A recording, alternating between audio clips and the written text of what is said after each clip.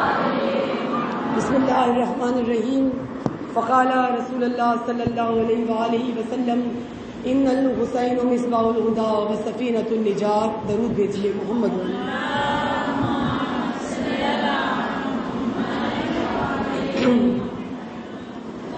عشرہ مجالس جاری ہے اور اس سلسلے کی آج چوتھی مجلس ہے اور ہمارا عنوان جو آپ کے سامنے پیش کیا جا رہا ہے حدیث رسول اکرم صلی اللہ علیہ وآلہ وسلم کے ذیل میں وہ حسینیت امت کی نجات کا راستہ ہے. حسینیت سے متعلق ابھی تک جو آپ کے سامنے گفتگو ہوئی ہے اور نجات کے راستے اور ہماری مشکلات آپ کے سامنے بیان ہوئی کہ ہم ایک قوم کی حیثیت سے ایک اس ملک میں رہتے ہوئے کن کن مصائب اور مشکلات میں گرفتار ہیں. یعنی ہم ظاہراً طور پہ جن مشکلات کو مشکلات کہتے ہیں وہ دنیا کی عام مشکلات ہیں جس میں ہم مبتلا بھی ہیں اور اسی کو سب کچھ سمجھتے ہیں. لیکن جو حقیقی دینی مشکلات ہیں یعنی اگر وہ حل ہو جائیں، دینی مشکلات ہماری حل ہو جائیں، ہم صحیح راہ کو تعین کر لیں تو شاید ہماری دنیا کی اور مشکلات بھی حل ہو جائیں. لیکن کیونکہ ہمیں صحیح راستہ دین کا ہی نہیں پتا تو دنیا کی ہم مشکلات کو کیسے اپنی حل کریں گے. جس طرح ہمارے ذہنوں میں عموماً ہے کہ امام ہی آئیں گے اور امام ہی مشکلات کو حل کریں گے. بھلے بہت سی مشکلات ایسی ہیں کہ جن کے بارے میں یہ سوچنا غلط نہیں ہے کہ واقعاً امام ہی آ کر ٹھیک کریں گے، لیکن کیا امام کے آنے کے لیے کچھ کیا ہے جو وہ آ کر ٹھیک کریں گے؟ سب سے پہلی چیز یہی ہے کہ خدا نے اگر نجات کا راستہ دیا ہے تو اس راستے کو ہم نے قبول کرنا ہے اور اس پر چلنا ہے. سب سے پہلی چیز یہ ہے. یعنی اب ظاہر ہے ہماری مجلسیں کہ میں نے جتنا موضوع پھیلانا تھا اور کوشش تھی کہ آپ کو سمجھا سکوں، اب اس کی تھوڑا سمیٹنے کی طرف آ رہے ہیں. تو پہلی چیز یہی ہے کہ یہ سمجھا جائے کہ ہم جس راستے پر چل رہے ہیں وہ کون سا ہے اور کس راستے پر چلنا چاہیے. اور آپ اور ہم سب جانتے ہیں جو ہمارا راستہ ہے وہ کون سا ہے. یعنی ہم درست راہ پر نہیں ہیں. اگر ہم سب کا راستہ درست ہوتا تو ہم سب ایک ہی راستے پہ ہوتے، لیکن ہمارا بکھرنا، ہمارا ٹوٹنا، ہمارا جدا ہونا، ہمارے الگ الگ تفکرات، ہمارے عقائد، ہمارا یہ سب کچھ الگ الگ ہو کر بتانا یہ اس بات کی دلیل ہے کہ ہم ایک راستے پر کم از کم نہیں ہیں. ایک فرش ازاں پر ضرور ہے. مجلس حسین سب برپا کرتے ہیں. جب مولانا صاحب آتے ہوں گے اور رات میں مجلس ہوتی ہوگی آپ سب ایک جگہ جمع ہوتے ہوں گے سب کچھ، لیکن تفکر آپ کے عقائد، آپ کے خیالات یقیناً ایک دوسرے سے مختلف ہوں گے. اور یہ مختلف ہونے کے بعد ہم سب یہ کہیں کہ ہم ایک ہی راستے پہ ہیں، یہ غلط ہے. راستہ ہمارا جدا جدا ہے. اگر ایک ہوتا تو سب کی فکر حسینی ہوتی، سب کا تفکر حسینی ہوتا، سب کی سوچ حسینی ہوتی، سب قدم بقدم حسینی ہوتے، سب کا انداز گفتگو ایک جیسا ہوتا، سب کی ہر چیز میں آپ کی زندگی گزارنے کے اصول اور طریقے بھی ایک جیسے ہوتے اگر ہم ایک راستے پہ ہوتے. لیکن ہمارا راستہ جدا ضرور ہے، اکٹھا کیا جا سکتا ہے. جیسے ابھی ایک چیز جو مسلک، ہر مسلک کا نام اس لیے لوں گی، ویسے تو میں یہی کہتی ہوں ہمیشہ سے، ہمارے استاد بھی یہی کہتے ہیں کہ شیعہ الگ مسلک نہیں ہے بلکہ مسلمانوں ہی کو شیعہ کہتے ہیں. شیعہ مسلمان ہی ہے، الگ سے مسلک نہیں ہے، اصل دین ہی یہی ہے. تو اگر ہم یہ دیکھیں، فرض کیا اگر اسے مسلک کا نام بھی دیتے ہیں تو ابھی خاص طور پہ یہ میرا سوال بزرگوں سے ہوگا. کیا آپ نے دیکھا ہے بہت سی ایسی چیزیں جو آپ نے بزرگی کے عالم سے، یعنی اپنے بچپن کے عالم سے اب بزرگی تک نہیں دیکھی دین میں، ان کا تعلق دین سے تھا ہی نہیں. کبھی آپ نے نہ وہ مجلسوں میں سنی تھی، نہ کبھی وہ مجلسوں میں دیکھی تھی، نہ کبھی وہ حرکات ہوئی تھی، نہ کبھی وہ اس میں شامل تھی عزاداری میں. لیکن اب کیا ہوا کہ وہ ہونا شروع ہو گئی. میں یہاں کی بات نہیں کر رہی، مجھے نہیں معلوم کہ یہاں ہوتا ہے، لیکن ہوئی. یعنی اگر بزرگ ہو کوئی اور وہ انصاف سے کام لے تو وہ کہے گا کہ میرے دور میں ایسا نہیں ہوتا تھا، ہے نا؟ ایسا صاحب بزرگ جو بیٹھے ہوں گے یقیناً اگر وہ جاگ رہے ہوں گے تو یہ ضرور کہیں گے کہ ہمارے دور میں ایسا نہیں ہوتا تھا. ہاں اب ہوتا ہے. کیوں نہیں ہوتا تھا؟ کیونکہ پہلے سب ایک ہی راستے پر چل رہے تھے. غلط ہو یا صحیح، راستہ ایک تھا. اب کیا ہوا؟ اب ہوئی دین میں موڈیفیکیشن. یہ پڑھی لکھی بچیاں یقیناً سمجھ گئی ہوں.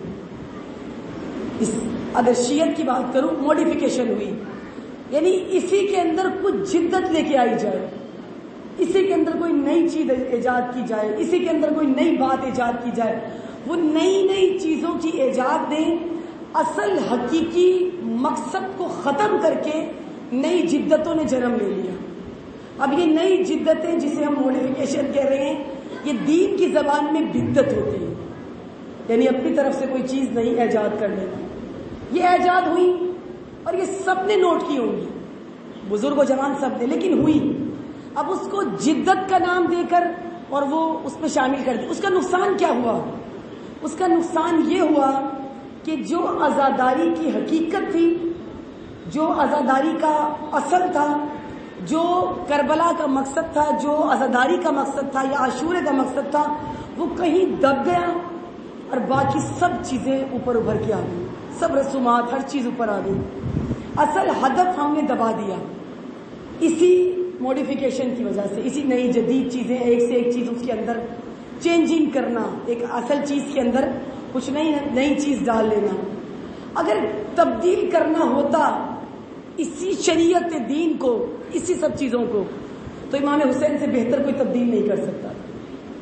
وہی شریعت رسول بغیر تبدیلی کے اتنے سالوں کے بعد، پہلے بابا کی خلافت کا دور، پھر بھائی حسن امام مجتبیٰ کی خلافت کا دور، اور اب پھر امام حسن کے 10 سال کے بعد جب امام حسین علیہ السلام کو خلافت یعنی کہ امامت ملی ہے، تو یہ تمام ادوار اگر آپ دیکھیں امامتوں کے، اتنے عرصے کے بعد رسول خدا کے بعد مولا علی اور امام حسن، ان سب کے امامت کے ولایت کے ادوار، اور پھر امام حسین کا آنا، اور آتے ہی کیا کہنا کہ میں امت جدی کی اصلاح کے لیے جا رہا ہوں.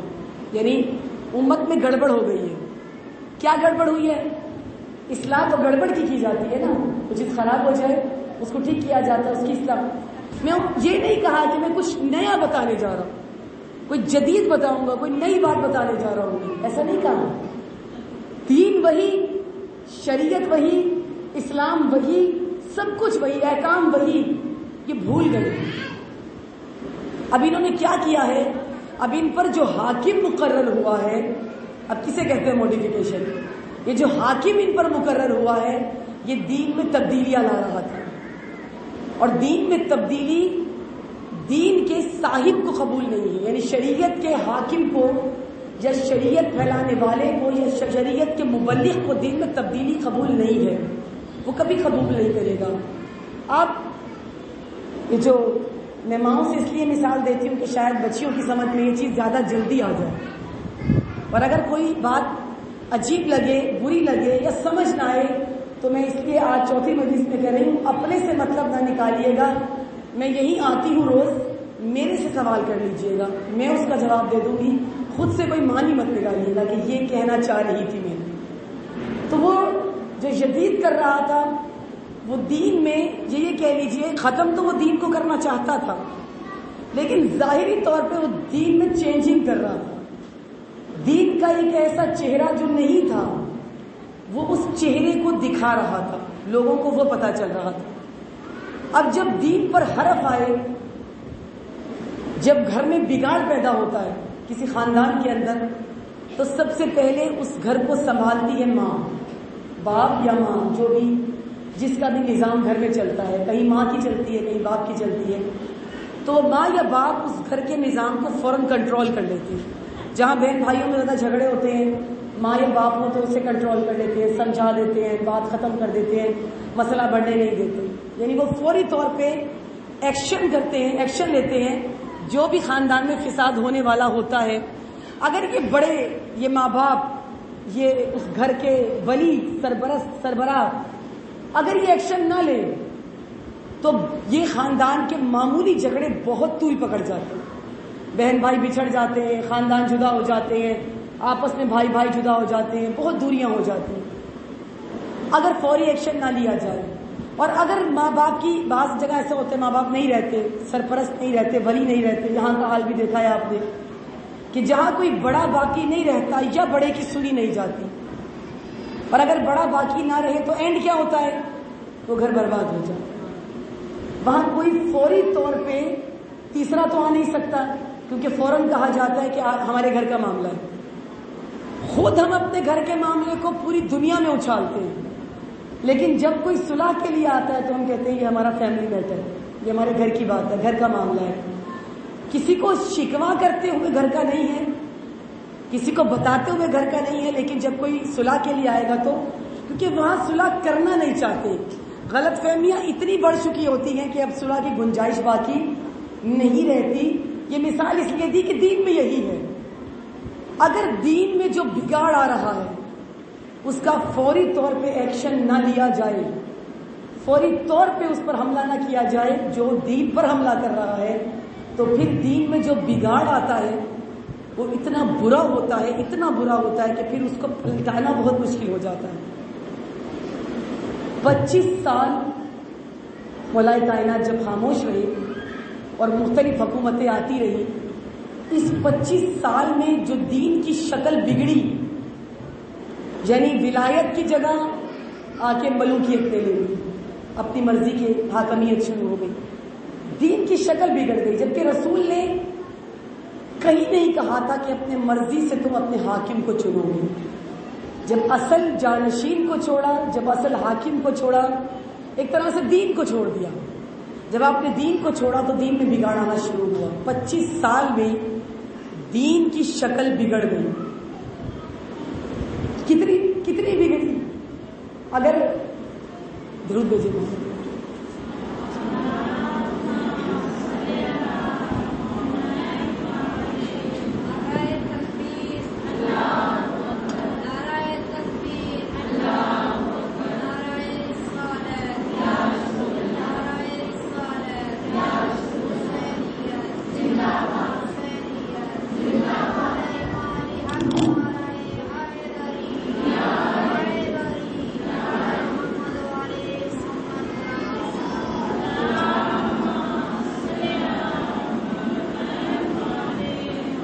ان 25 سالوں میں دین کی جو شکل تھی وہ اس قدر بگڑ گئی، اس قدر بگاڑ دی گئی دین کی شکل کہ جب مولا علی کا دور آیا تو لوگ اس کے عادی نہیں رہے، اس عدل کے، اس دین کے، اس شریعت کے، ان احکامات کے، اس طرز زندگی کے عادی نہیں رہے۔ جب اس طرز زندگی کے عادی نہیں رہے تو اس کا نقصان کیا ہوا؟ مولا علی کی حکومت بھی زیادہ عرصہ نہیں چل سکی کیونکہ عادت نہیں تھی، اور پھر یہ بگڑی ہوئی عادتوں کا سلسلہ جو چلا آج تک ہے، وہ سلسلہ آج تک ہے۔ لیکن پھر جب دور یزید آیا اور اس میں مزید بگڑاؤ پیدا ہوا، کیونکہ امیر شام جو کچھ کرتا تھا وہ چھپ کے کرتا تھا، جو گناہ کرتا تھا امیر شام چھپ کے کرتا تھا، لیکن اس نے آ کر، اس کے فرزند نے آ کر جتنے گناہ کیے وہ کھلم کھلا کیے، کوئی گناہ، کوئی فسق و فجور وہ چھپ کے نہیں کرتا تھا، اور کہنے کو وہ کن کا حاکم تھا؟ مسلمانوں کا خلیفہ، مسلمانوں کا حاکم۔ اب جہاں خلیفہ کا یہ عالم ہے تو مسلمانوں کا کیا عالم ہوگا؟ جیسے آپ اپنی حکومتیں دیکھتے ہیں نا، جب آپ دیکھتے ہیں حاکم اتنے کرپٹ ہیں تو نچلا طبقہ جتنا بیٹھا ہوتا ہے وہ سب کا سب رشوت لینا شروع کر دیتا ہے۔ جب بڑے ہی ایسے ہیں، جب باپ ایسا ہے تو اولاد بھی پھر ایسی ہی ہوگی۔ پھر کیا کہتے ہیں، جب وہ کھا رہا ہے، اور ایک جملہ ایک عجیب ہوتا ہے، میں نہیں کھاؤں گا تو کوئی اور کھا لے گا، یعنی میں یہ کام نہیں لوں گا، رشوت لے کے نہیں کروں گا تو کوئی اور کر لے گا، وہ پیسہ جو میری جیب میں آنا ہے کسی اور کی جیب میں چلا جائے گا، بہتر ہے کسی اور کے پاس جائے، کم از کم تم نے تو حلال کھایا۔ لیکن یہ ہوتا ہے جب بگاڑ پیدا ہو حکومتوں کی ابتدا سے تو لوگ انہی کو دیکھ رہے ہوتے ہیں۔ پہلے یہ نہیں ہوتا تھا کہ حکومت الگ اور سیاست الگ اور دین الگ، پہلے حکومت ہی سے دین ملتا تھا، وہیں سے شریعت نافذ ہوتی تھی، وہیں سے احکامات نافذ ہوتے تھے، وہیں پر سب کچھ۔ جبھی تو امام حسین کے قتل کا فتویٰ حکومت نے نافذ کیا تھا، دلوایا مفتی سے گیا تھا، لیکن فتویٰ جو اصل پیچھے تھا اس کے جو دے رہا تھا وہ یزید تھا، لیکن مفتی کو استعمال کیا گیا تھا کہ یہ ریزن بناؤ، یہ وجہ بناؤ کہ خروج کیا ہے حاکم کے خلاف۔ یعنی دین کا ایک ایسا چہرہ بتایا جا رہا تھا، بنایا جا رہا تھا، بگاڑا جا رہا تھا۔ دین میں جب بھی کوئی تباہی آتی ہے تو اپنے وقت کے حسین کی ضرورت دین کو ضرور پڑتی ہے، ضرور پڑتی ہے اور آتی ہے۔ یہ نہیں ہے کہ ایک مرتبہ کربلا برپا ہو گئی اور اس کے بعد اب دین بس سموتھلی چلے گا اور سارا کچھ چلتا رہے گا اور کہیں کوئی بگاڑ پیدا نہیں ہوگا۔ آج آپ اور ہم جس معاشرے میں کم بگاڑ ہے، کم تباہی ہے، کیا مسلمانوں کا گھرانہ مسلمانوں کا لگتا ہے؟ کیا شریفوں کے خاندان شریفوں کے لگتے ہیں؟ کیا سادات کے گھرانے سادات کے لگتے ہیں؟ نہیں لگتے ہیں، کیونکہ ہم نے جو ماڈرن دین لیا ہے اس ماڈرن دین میں نماز کا وقت الگ ہے، عبادات الگ ہے، مجلسیں الگ ہیں اور باقی زندگی کے امور الگ ہیں۔ یعنی دین اور حیات زندگی الگ الگ ہو گئی ہے۔ بس کچھ وقت کے لیے عبادت ہے، باقی سارا وقت جو مرضی کر لیں۔ دین میں یہ نہیں ہے۔ اگر دین میں ایسا ہوتا تو خدا آپ کو لمحہ بلمحہ بیٹھنے کے اصول، کھانے کے اصول، پانی پینے کے اصول، بیٹھ کے کب پینا ہے، کھڑے ہو کے کب پینا ہے، کھانا کس ہاتھ سے کھانا ہے، یہ سب کچھ دین نہ بتاتا۔ ضرورت ہی نہیں تھی، آپ کی مرضی ہے، جس مرضی ہاتھ سے کھا لیں۔ طہارت کس ہاتھ سے کرنی ہے، وضو کیسے کرنا ہے، نہانا کیسے ہے، غسل کیسے لینا ہے، یہ سب امور جو دین آپ کو بتا رہا ہے۔ کیوں بتا رہا ہے؟ کیونکہ دین کا عمل دخل آپ کی پوری زندگی میں ہے، خالی الگ نہیں ہے دین۔ اور جب اس میں بگاڑ آنا شروع ہوئے پوری زندگی میں بگاڑ آنا شروع ہو جاتا ہے۔ اور اس کے لیے راہ نجات کیا ہے؟ راہ نجات حسینیت، حسین ابن علی کی زندگی اور ان کے راستے پہ چلنے والوں کی زندگی بتائے گی کہ ہاں کہاں پر بگاڑ، ہم جہاں پر بھی بگاڑ آئے کہاں پہ اس پر رخ کو موڑ سکتے ہیں، اسے درست کر سکتے ہیں۔ لیکن جو بھی کوئی، معذرت کے ساتھ کہوں گی کہ جو بھی کوئی اس بگاڑ کو ٹھیک کرنے کے لیے اٹھے گا آپ اس کے دشمن ہو جائیں گے۔ یہ حقیقت ہے۔ خالص دین کسی کو ہضم نہیں ہوتا، کسی کو ہضم نہیں ہوتا۔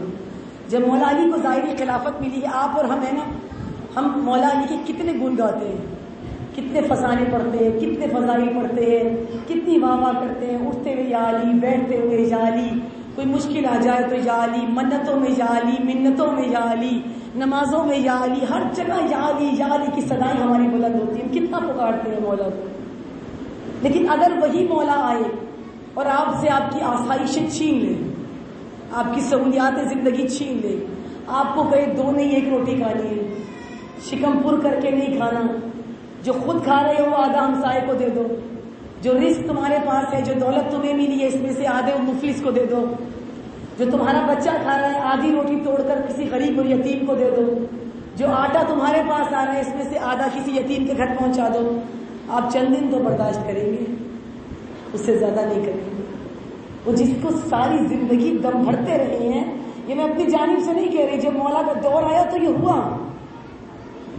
لوگ یہ سمجھ رہے تھے کہ جنہوں نے مولا کا ساتھ دیا نا اور مولا سے کہا کہ آپ کی ضرورت ہے اور آپ ہی اب حاکم بننے چاہیے، ہم نے بڑا برداشت کر لیا ہے، اب آپ کی حکومت ہونی چاہیے، اس قدر جبری طور پہ مولا علی کو آخر کر لے کر آئے۔ یہ آپ نے پڑھے ہوں گے جملے یا سنے ہوں گے ممبروں سے کہ مولا علی کا خود فرمان ہے کہ اس طرح سے لوگوں کا جم غفیر میرے پاس تھا، مجھے کہہ رہے تھے خلافت قبول کرنے کے لیے، اتنا میرے پر ہجوم تھا کہ گویا کہ حسن و حسین کچلے جاتے، بچے نہیں تھے امام حسن امام حسین، جماعت تھے اس وقت، یعنی عالم یہ تھا کہ یہ کچلے جاتے، اس لیے اتنی زبردستی کی گئی مجھ پہ۔ اور مولا نے اس خلافت کو جب قبول کیا تو وہ لوگ جو اپنے تھے، یہ اصحاب رسول میں سے بہت قریبی اصحاب حضرت طلحہ اور حضرت زبیر، یہ دو آئے تھے مولا علی کے پاس، اور آ کر انہوں نے کیا دیکھا، مولا علی کا کیا، جس کو آپ ماننے والے ہیں وہ کون ہے، کیوں کہا گیا کہ حسینیت راہ نجات ہے، یہ ہستیاں راہ نجات ہیں۔ جب وہ دونوں آئے تو انہوں نے کیا دیکھا کہ علی کام کر رہے ہیں، حکومتی کام جو ولی کی حیثیت سے مولا علی کر رہے تھے، خلیفہ کی حیثیت سے کر رہے تھے۔ تو مولا علی نے ایک چراغ جلایا ہوا تھا اور مولا علی اپنے امور انجام دے رہے تھے۔ ان سے پوچھا گیا کہ کیوں آئے ہو، انہوں نے بتایا کہ علی سے بات کرنے آئے ہیں۔ مولا علی نے اپنا کام مکمل کیا، کیونکہ اس وقت جاب کا وقت، اس وقت ان کی، اب تو ہمارے یہاں ہے نا کام چوری بہت ہوتی ہے، جاب میں اٹھ کے آ جاتے ہیں باہر، نماز کے بہانے، چائے کے بہانے، فون بھی جاب پہ چل رہا ہوتا ہے، سب کچھ چل رہا ہوتا ہے، یہ حلال نہیں ہوتا ہے، سارا کام اپنا جاب کے اہم کام چھوڑ کے آتے ہیں۔ تو مولا علی اپنے امور انجام دے رہے ہیں، پہلے مولا نے وہ کیا، جب وہ مکمل کر لیا تو مولا نے چراغ بند کر دیا۔ اندھیرا کر دیا، چراغ ختم. اب اس کے بعد مولا نے قمبر کو بھیجا کہ جاؤ گھر سے چراغ لاؤ. وہ مولا علی کے گھر گئے، مولا علی کے گھر سے چراغ آیا. اب وہاں چراغ جلایا گیا. اب بات کی تو انہوں نے کہا کہ یہ کیا کام کیا آپ نے؟ اس چراغ میں بھی بات ہو سکتی تھی. مولا نے کہا نہیں، وہ بیت المال کا چراغ تھا. یہ تیل جو اس میں تھا وہ چراغ بیت المال کا تھا. اس سے میں وہی کام کروں گا جو حکومتی کام ہے. علی بیت المال کے چراغ کے تیل سے کسی کی بات بھی نہیں سنیں گے پرسنل. یہ علی ہے، یہ عدل علی ہے. اب جن کے پاس ایسا ایمان ہو، اب جنہوں نے یہ عالم دیکھا ہو، جو آئے تھے اس لیے کہ علی سے کہیں گے کہ ہم نے آپ کو خلافت لے کے دی ہے، اور علی عام دنیا کے خلیفاؤں کی طرح کہے گا کہ ہاں تم نے خلافت لے کے دی ہے، فلاں فلاں جگہ کی حکومت ہم تمہیں دے دیں گے. جب انہوں نے دیکھا کہ یہ تو چراغ ایک فالتو نہیں جلا رہا ہمارے لیے، یہ ہمیں حکومت کیا دے گا. جہاں آپ کو ایسا امام ملا ہو، اتنا عادل، اتنا بہترین جن کو امام ملا ہو، یہ عدل برداشت نہیں ہوتا. زیادہ اصولی بندہ بھی لوگوں کو برداشت نہیں ہوتا. آپ کے ہاں بھی جو زیادہ دین کی طرف آپ کو راغب کرے، جو زیادہ تبلیغ کرے، جو زیادہ ابلاغ کرے، آپ کو برداشت نہیں ہوگا. مجھے بھی کچھ عرصہ کر رہے ہیں یا کچھ عرصے سے کر رہے ہیں. زیادہ آپ لوگوں کو بھی شاید یہ برداشت ہضم نہیں ہوتی ہے زیادہ ایسی چیزیں. پتہ نہیں کب تک کریں گے آپ یہ بھی برداشت. لیکن یہ حقیقت دین ہے. انسان اس کے بڑی جلدی خلاف ہو جاتا ہے. یہ جو مولا حسین مدینے سے چلے اور پورا مدینہ مسلمان، مکہ پہنچے پورے لوگ مسلمان، حاجی، نمازی، پرہیزگار، صحابی، صحابیوں کی اولاد کیوں نہیں گئے کربلا؟ زیادہ دین برداشت نہیں ہوتا، زیادہ عدل برداشت نہیں ہوتا.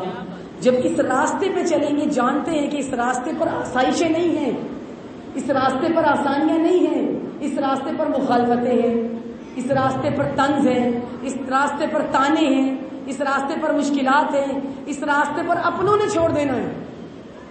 تو پھر یہ راستہ طے کرنے سے پہلے یا اس پہ آنے سے پہلے بہت کچھ سوچتے ہیں. اور آپ بھی سوچ لیجئے، اگر حسینیت امت کی نجات کا راستہ ہے تو کٹھن ترین راستہ ہے. یہ راستہ سیدھا نہیں ہے. آنے سے پہلے یہ سوچئے گا ضرور، یہ راستہ سیدھا نہیں ہے. یہ راستہ اوپر کی طرف جا رہا ہے. پہاڑ پہ چڑھنا بہت مشکل ہوتا ہے، نیچے آسانی سے گر جاتے ہیں. سب سے مشکل خدا کی جانب سفر کیوں مشکل ہوتا ہے؟ کیونکہ عمودی سفر ہے. یہ نیچے سے اوپر کی طرف ہے. راستہ جو حسین ابن علی کا ہے یہ سیدھا راستہ نہیں ہے. یہ راستہ نیچے سے آپ کو اوپر کی طرف لے کے جا رہا ہے. اور جو نیچے سے اوپر کی طرف لے کے جائے گا اس میں سہارے بھی چاہیے، اس میں چراغ بھی چاہیے، اس میں ہدایت بھی چاہیے، اس میں نقش قدم کیوں چاہیے؟ نقش قدم اس لیے چاہیے کہ حوصلہ ملتا ہے مجھ سے پہلے بھی کوئی ہے، مجھ سے پہلے بھی کوئی چلا ہے، مجھ سے پہلے بھی کوئی اس راستے پر بڑھا ہے. یہ سب کچھ چاہیے ہمیں اس راستے پر. یہ راستہ مشکل ہے لیکن ہے. ہمیں اس راستے کو طے ضرور بھیجیے.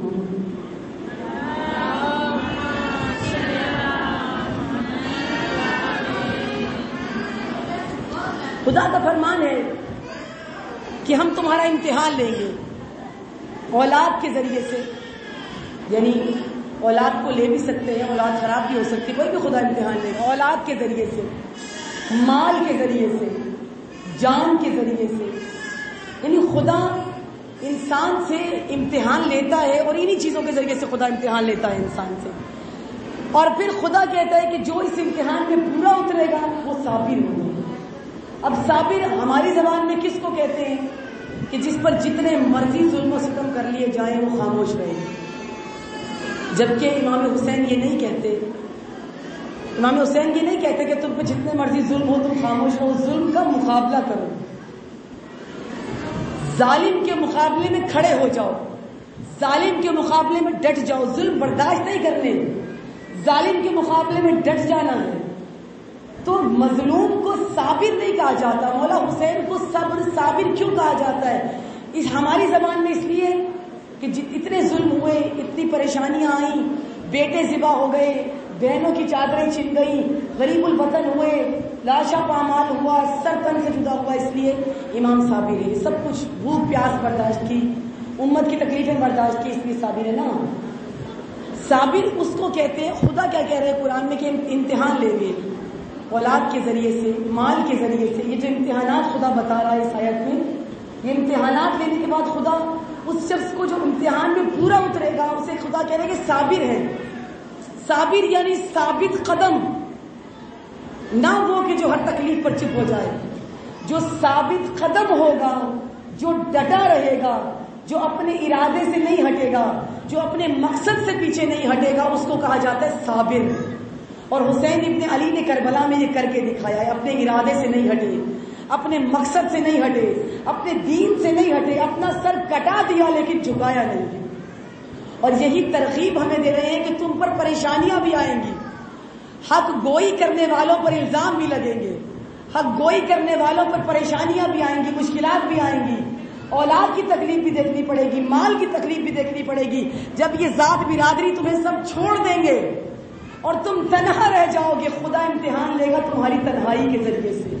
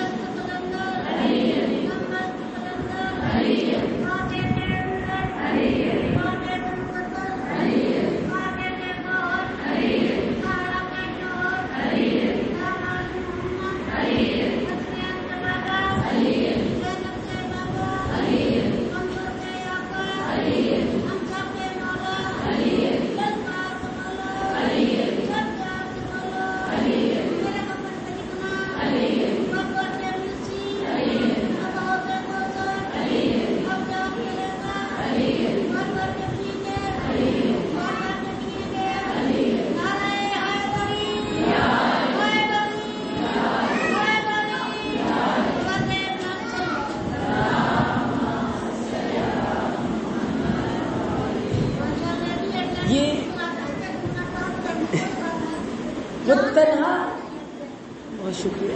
وہ تنہا بھی ہو جائے گا، خدا امتحان لے گا، تنہائی کا امتحان لے گا. اور وہ تنہائی کا امتحان جو پاس کر کے نکل جائے گویا وہ حسینیت کے راستے پر ہے، وہ ثابت قدم ہے، اس کو صابر کہا جاتا ہے. یہ جو امام کے ساتھ 72 ہیں اور جم غفیر نہیں ہے، بڑے بڑے حاجی اور باقی مسلمان نہیں ہیں، یہی امتحان تھا. اور جب آخری وقت آیا تو یہی حسین ابن علی تنہا ہے. یہاں صبر کا امتحان ہے کہ تنہا رہ کر بھی، سب لٹا کر بھی جو کہے کہ میں فاتح ہوں، سب ختم کر کے بھی جو کہے کہ میں فاتح ہوں، وہ حسین ابن علی ہے. تو خدا امتحان لیتا ہے، اس کے لیے تیار رہنا پڑتا ہے. ہم تیاری نہیں کرتے اور تیاری کے بغیر ہم میدانوں میں اترنے کی کوشش کرتے ہیں. کربلا اسی تیاری کا نام ہے، حسینیت اسی تیاری کا نام ہے، یہ مجلس عزا اسی تیاری کا نام ہے، یہ پیغامات حسین ابن علی، یہ دروس یہ اسی تیاری کا نام ہے کہ ڈٹ جاؤ اور اپنے مقصد سے پیچھے نہ ہو. ہم نے دیکھے ہیں تاریخ میں، اگر اور کوئی نہیں آپ کی نظروں میں تو ایک ہستی کے جس کا نام آپ نے بہت زیادہ سنا ہوگا، جناب میثم تمار. جناب میثم تمار کون تھے؟ یہ وہ ہستی تھے کہ بڑی معمولی سے انسان تھے.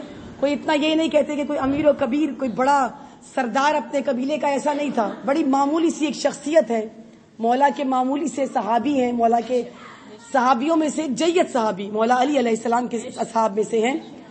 اور یہ وہ صحابی ہیں کہ جن پر فخر تھا مولا علی کو. بڑے کم اصحاب ایسے تھے کہ جن پر مولا علی کہتے تھے کہ ہاں یہ میرے دستے بازو ہیں، یہ زور بازو ہے میرے. جیسے جناب ابو ذر کے بارے میں مولا علی کہا کرتے تھے کہ میرا ایک دینی بھائی تھا. یعنی ہر کسی کو مولا علی جسے بھائی کہے، جسے رسول نے بھائی کہا، وہ کہے کہ کوئی میرا بھائی ہے، وہ ابو ذر تھے کہ میرا ایک دینی بھائی ہے. اور اسی طرح جناب مالک اشتر کو کہا کہ اشتر جو ہے وہ بلند ترین پہاڑی کی اس بلندی پر پہنچا ہوا ہے، اپنے اس کمال پر، اس عروج پر کہ بلندیاں بھی اس کو نہیں چھو سکتی. پہاڑوں کی بلندیاں بھی اس کے کمالات کو، اس کے فضائل کو نہیں چھو سکتی. اس کو مالک اشتر کہا جاتا ہے. ایسے ہی انہی اصحاب میں ایک مولا علی کے صحابی ہیں مالک میثم تمار. میثم تمار بھی حضرت ابو ذر کی طرح تھے, کبھی جھوٹ نہیں بولتے تھے, اور یہ وہ ہستی ہیں جناب ابو ذر اور میثم تمار کہ جنہوں نے بہت سے لوگوں کو مسلمان کیا ہے اپنے سچ کی وجہ سے. لیکن ان کو تکلیفیں بہت دی گئیں, اذیتیں بہت دی گئیں, تکلیفیں بہت دی گئیں. اتنے سچ بولتے تھے, اتنے حق گو تھے کہ حق گوئی میں تنہا رہ گئے تھے. یہ جو میں آپ کو پورا پیغام آج کی مجلس کا دے رہی ہوں, بعض اوقات ہم حق گوئی اس لیے نہیں کرتے کہ ہم تنہا رہ جائیں گے, فلاں کیا کہے گا, فلاں کیا کہے گا, لوگ مخالف ہو جائیں گے. یہ راستہ کیونکہ مشکل ہے. اتنے سچے, اتنے حق گو, اتنے علی والے کہ فضائل مولا کائنات اس وقت بھی بیان کرتے تھے جب پابندی تھی, حدیث رسول اس وقت بھی بیان کرتے تھے جب حدیث رسول کہنے والوں پر پابندی تھی, لیکن رسول کی حدیثیں بیان کرتے تھے, حق بیان, اور دن رات کا حق بیان کرتے تھے. اتنا حق بیان کرتے تھے کہ جب انہیں گرفتار کیا گیا تو انہوں نے کہا تھا کہ ہاں میرے مولا نے کہا تھا کہ تم میری زبان کو کاٹ دو گے. مولا کائنات نے کہا تھا کہ تمہاری زبان کو کاٹا جائے گا, اور یہ بتایا کہ ہاں تم میری زبان کو کاٹو گے, اور یاد رکھو یہ جو باہر درخت ہے نا جس کو میں پانی دیتا ہوں روز, جس درخت کو میں روز پانی دیتا ہوں, تم میری زبان کو کاٹ کر مجھے سولی پر چڑھاؤ گے بھی اسی درخت پر. اور دشمن کیا کہہ رہا ہے کہ اب ایسا نہیں کروں گا, تیرے مولا نے تجھے کہا ہے, اب میں ایسا نہیں کروں گا. کہا کہ ٹھیک ہے, زبان حق بولی ہے, زبان علی بولی ہے, جو زبان حق بولتی ہے وہ ہو کے رہتا ہے, تو نہ بھی چاہے تو تو یہ کر کے رہے گا. اور ہوا, ان کو گرفتار کیا گیا, اور گرفتار کر کے بھی پچھتایا, کیونکہ میں ان کا قصہ جو بیان کر رہی ہوں یہ میں اس لیے نہیں کہ ان کے میں فضائل کے لیے آپ سے داد چاہتی ہوں, یہ ہیں ہی ہستیاں صاحب فضائل. جب انہیں گرفتار کر کے لے جایا گیا اور زندان میں رکھا, ظاہر زندان میں ہر طرح کا انسان ہوتا ہے, مومن بھی وہاں پر موجود تھے, منافق بھی موجود تھے, مشرک بھی موجود تھے, بہت سے لوگ موجود تھے جو گرفتار کیے ہوئے تھے, بہت سے اہل بیت کے دشمن بھی وہاں پر موجود تھے, کیونکہ قید خانہ ابن زیاد کا اسی طرح کا ہوا کرتا تھا. تو وہاں پہ ہر طرح کا طبقہ, ہر طرح کا بندہ موجود تھا. جب ان کو گرفتار کر کے اس قید خانے میں رکھا گیا تو قید خانے کا حال بدل گیا, قید خانے کا عالم بدل گیا.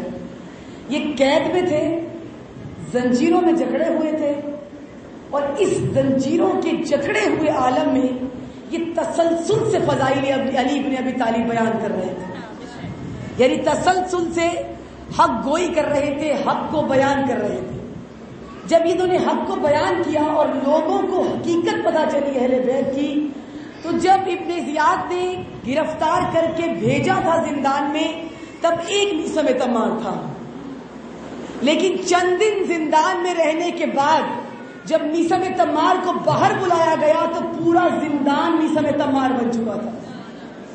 یعنی اگر کسی حق گو کو, کسی ایک صابر کو, کسی ایک حسینیت کے راستے پر چلنے والے کو, کسی ایک علی والے کو اگر تم کسی کافر کے درمیان بھی بھیج دو تو جب وہ ان میں رہے گا تو اپنی مشکلات کے لیے پریشان نہیں ہوگا, بلکہ جب واپس پلٹے گا تو ان کو بھی مسلمان کر کے پلٹے گا, ان کے بھی مذہب کو بدل دے گا, ان کے بھی دین کو بدل دے گا, ان کی سوچ کو بدل دے گا. سوچ بدل کے رکھ دی. اور جب پتا چلا کہ یہاں تو زندان کا عالم الگ ہے, یہاں تو ایک کی زبان علی کرتی تھی تو دل چاہتا تھا کہ کاٹ دے, اب تو نہ جانے کتنی زبانیں ہیں جو علی علی کر رہی ہیں. اب وہ ایک زبان جو علی کر رہی تھی کہا کہ اسے کاٹ دو, اور جب کاٹنے کا حکم آیا تو میثم نے کہا میں نے کہا تھا نا, میرے مولا نے کہا ہے کہ تو میری زبان کو کاٹے گا. اب گتی سے زبان کو کھینچ دیا گیا, زبان کو کاٹ دیا گیا, اور جب زبان کو کاٹا اور کاٹنے کے بعد جب لٹکایا گیا سولی کے اوپر تو کہاں لٹکایا وہی وہ درخت جسے بچپن سے پانی دیتے آ رہے تھے, اور جب اس پر لٹکا دیا گیا تو کچھ دیر زندہ رہے. جب تک زندہ رہے تسلسل سے زبان سے کوئی نہ کوئی کلمہ جاری ہوتا رہا. اب زبان کٹی ہوئی ہے, اور جو کٹی ہوئی زبان ہوتی ہے وہ بول تو سکتی نہیں ہے، لیکن حلق سے ایک آواز آ رہی ہے ای، جو تاریخ کے جملے ہیں، حلق سے تسلسل سے ایک آواز آتی ہے، آواز کیا آتی ہے؟ ای ای کہتے جاتے، سارا مجمع اکٹھا ہو گیا، لوگ جمع ہو گئے، سارے ارد گرد کے لوگ وہاں جمع ہوئے اور پوچھا کہ یہ کیا کہنا چاہتا ہے؟ ایک زبان نے کہا تھا علی، جس کی زبان کو کاٹ دیا، اب بھرا مجمع ہے، درمیان میں اس درخت پر لٹکے ہوئے ہیں، زندگی کی آخری سانسیں لے رہے ہیں اور آخری سانسوں میں فقط ای ای کی صدا بلند ہے۔ اب جو مجمع ارد گرد کھڑا ہے، جس نے اسے بچپن سے ایک ہی جملہ کہتے ہوئے دیکھا ہے، جن بچوں نے زبان سے فقط ایک ہی نام اس کے سنا ہے، جن بزرگوں نے ایک میثم تمار کی زبان سے ایک ہی نام سنا ہے، سمجھ گئے کہ یہ کہنا کیا چاہ رہا ہے۔ ہر ایک شخص نے دوسرے سے کہا یہ علی کہہ رہا ہے، یہ علی کہہ رہا ہے۔ وہ جو ایک زبان کاٹی تھی، میثم نے زبان کٹوا کر بھی کتنوں کے مجمع سے علی علی کرا دیا۔ یہ میثم ہے۔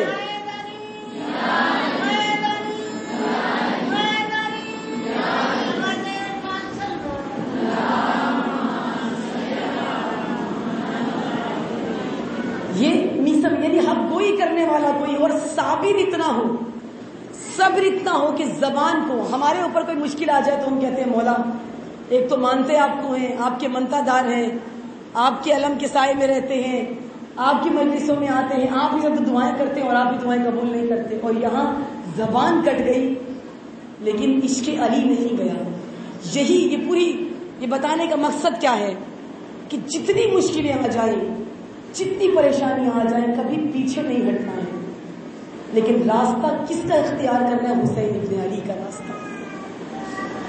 راستہ تلواروں کا ہے، راستہ سب کچھ مانگے گا آپ سے، شاید پردے بھی مانگ لے، بچے بھی مانگ لے، جوان لال مانگ لے، اس راستے کو دینے ہوتے۔ جب چل پڑے ہو تو پھر میثم بن جاؤ، جب اس راہ نجات پر روانہ ہو گئے ہو تو پھر کوئی خوف نہیں ہونا چاہیے۔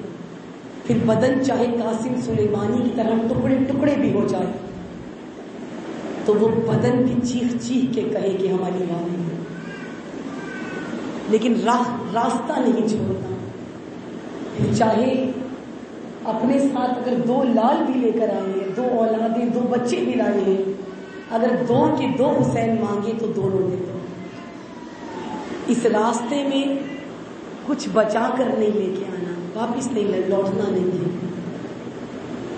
اس راستے میں آگے بڑھنا ہے۔ جو میں نے کہا نا راستہ اوپر کی طرف جا رہا ہے، جو پلٹتا ہے وہ واپس نہیں آتا، وہ گر جاتا ہے، گرنا نہیں ہے۔ اور یہ کربلا میں بتایا ہے، جناب زینب نے بتایا کہ راستہ کیسا ہے، کیسا راستہ ہے کہ جہاں ولی کا بیٹا ہو تو دل کرے کہ وہ بچ جائے، میرا بیٹا قربان ہو جائے۔ جہاں حسین جیسا امام موجود ہو تو اس وقت اس امام کو دیکھ کر بہن نہیں بلکہ اس امام کے تابع مطیع بن کر وہ آقا زادی کہے کہ میرے بیٹے قربان ہو جائیں لیکن یہ خدا کا نمائندہ بچ جائے، حسین بچ جائے، اگر میرے لال قربان ہوتے ہیں تو ہو جائے۔ اور فقط ایک ماں نہیں، کربلا کی وہ ماں جس کی گود میں 6 ماہ کا تھا وہ بھی یہی چاہتی تھی، جو 18 سال کا پال کے لائی تھی وہ بھی یہی چاہتی تھی کہ میرا لال نہ بچے، شریعت بچ جائے، میرا لال بے شک نہ بچے لیکن حسین ابن علی کا نام، حسین ابن علی کی شریعت بچ جائے۔ اور ان بیویوں نے کر کے دکھایا۔ جب عاشور کی شب آئی تو جناب زینب نے اپنے بیٹوں کو بلایا۔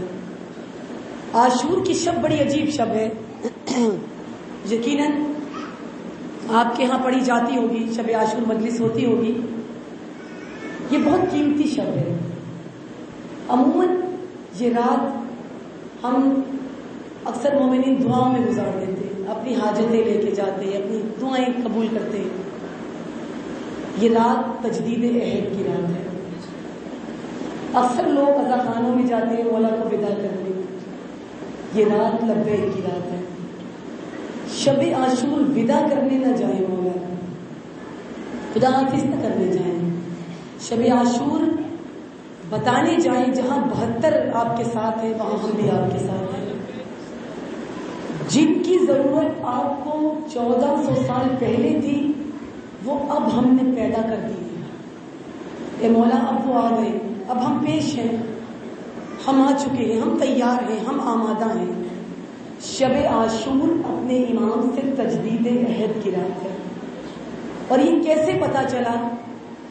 کربلا کی مائی جس شب میں بے اولاد ماں اپنی اولاد کی دعا کر رہی ہوتی ہے نا, شب عاشور آپ اکٹھی ہوتی ہوں گی عزاخانوں میں اور اپنی اولاد کی دعا کرتی ہوں گی.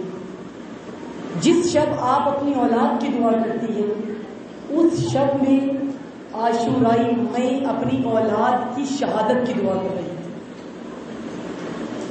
ہر ماں کہہ رہی تھی اپنی اولاد کو اپنے خیمے میں بلا کر کہ کل سب سے پہلے تم نے میدان میں جانا, کل سب سے پہلے تمہارا لاشا آنا چاہیے, کل سب سے پہلے فاطمہ زہرا کے سامنے میز الخرو ہونا چاہتی ہوں. کیسی مائی ہے کربلا کی. ہر ماں اپنے لال کو تیار کر رہی ہے. یہاں تک کہ ہم نے تاریخ میں پڑھا ایک ایسی ماں ہے جس کے پاس 6 ماہ کا ہے, نہ جنگ کر سکتا ہے, نہ گھوڑے پر سوار ہو سکتا ہے, نہ چل سکتا ہے, نہ میدان میں جا سکتا ہے. لیکن ماں جب زلفیں سوار رہی ہے اور پٹکا باندھ رہی ہے تو کیا کہہ رہی ہے؟ شب عاشور جب تیار کر کے سفید کرتا پہناتی ہے تو کیا کہتی ہے کہ علی اصغر تم بہت چھوٹے ہو, علی اصغر کاش تم جوان ہوتے, تم بھی جنگ لڑتے اور میری طرف سے تم قربانی پیش کرتے. سلام ہو ایسی ماں کو جو 6 ماہ کے بچے کو بھی کہہ رہی ہے کہ علی اصغر کاش تم قربان ہو جاتے. کیا تمنا ہے کربلا کی ماں کی کہ یہ بھی قربان ہو جائے. اور ایک خیمہ ایسا ہے جہاں پہ بیوی ہے جس کی اولاد نہیں ہے اور وہ گڑ گڑا کے, جو بے اولاد بیٹھی ہے پروردگار سب کو صاحب اولاد کرے, وہ بیوی گڑ گڑا کے دعا کرتی ہے پروردگارا کاش میرا بھی کوئی بیٹا ہوتا, کاش میرا بھی کوئی بیٹا ہوتا, میں بھی اپنی جانب سے اسے قربان کرتی. اور تب اس خیمے کے پاس سے عباس گزرے اور آواز آئی, جناب ام کلثوم بیٹھی ہے اور آواز کیا آ رہی ہے عباس کی کہ کل آپ کی طرف سے میں قربانی دوں گا. یہ نہ کہنا کہ میری طرف سے کوئی قربانی نہیں ہے, میرے 3 بھائی ام البنین کی طرف سے قربان ہوں گے لیکن عباس ام کلثوم کی طرف سے قربان ہوگا. اور ایک خیمہ بڑا عجیب ہے جس خیمے میں ایک ماں اپنے 9-10 سال کے 2 بچوں کو لیے بیٹھی ہے. اور بعض علماء کہتے ہیں, میں نے ذاکرین کی زبان سے سنا ہے, علماء کی زبان سے سنا ہے کہ وہ بی بی علی اکبر کو اپنے خیمے میں بلاتی ہے اور بلا کر اپنے بچوں کو علی اکبر میں سے صدقہ کرتی ہے اور صدقہ کر کے کہتی ہے میرے جوانوں, میرے بیٹوں, میں جانتی ہوں کل علی اکبر بھی نہیں بچے گا لیکن میری تمنا ہے کہ کل علی اکبر سے پہلے تمہارے لاشیں, کل علی اکبر سے پہلے میں چاہتی ہوں کہ میرے بیٹے قربان ہو جائیں. اور عزاداروں جب صبح عاشور آئی ہے اور اصحاب کے لاشوں پہ لاشیں آنا شروع ہوئے, ایک وقت ایسا آیا جب بنی ہاشم کے لاشوں کا وقت آیا, جب بنی ہاشم کے لاشیں آنا شروع ہوئے تو کیا دیکھا سیدانیوں نے کہ جناب علی اکبر کا لاشا آیا ہے. ہر بیوی نے ماتم کیا سینے پر, ہر بیوی نے سر کا ماتم کیا. علی اکبر کی جوانی پہ بیویاں رو رہی تھی لیکن جناب زینب رو کر اپنے بچوں کو دیکھ کے کہتی ہیں اون محمد میرے علی اکبر کا لاشا آ گیا لیکن تمہارے لاشیں ابھی تک نہیں آئے. اے اون محمد میرا علی اکبر مارا گیا لیکن تم اب تک زندہ ہو, مجھ سے فاطمہ کیسے راضی ہوں گی. بس عزاداروں جناب اون محمد کو اجازت ملی ہے, دونوں بچے جنگ کے میدان میں اترے. جعفر طیار کے پوتوں نے جنگ کی ہے. عزاداروں جنگ کرتے کرتے دونوں بچے ایک دوسرے سے جدا ہوئے.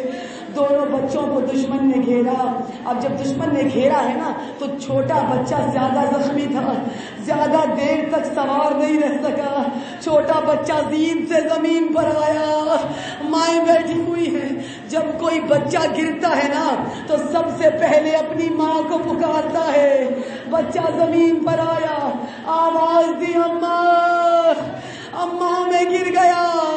ادھر جناب زینب تڑپ گئی لیکن مسلح الہی پر کھڑی ہوئی. ادھر دوسرا بھائی زین سے زمین پر آیا, آواز دی یا امام, یا امام میں گر گیا, میری مدد کے لیے آئیے.